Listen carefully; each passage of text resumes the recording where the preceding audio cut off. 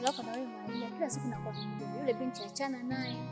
Yule mama hataki kuweka urafiki na yule mtoto wake. Ipo siku ataenda kutoa pua yule mama. Hakika bado tunaendelea kuogelea katika bahari ya chuki.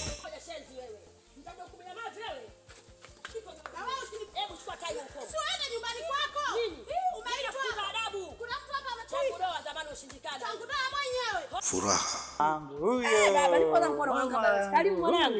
majonzi, maumivu, mateso, manyanyaso, simanzi. Leo itabaki kuwa leo.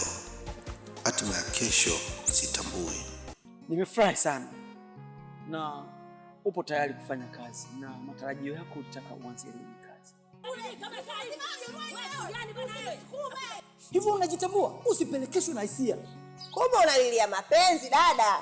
Nimekuelewa. Umbea.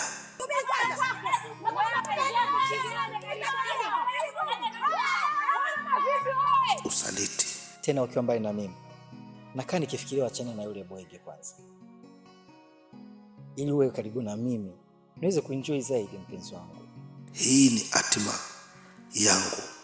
Sijui itakuwaje.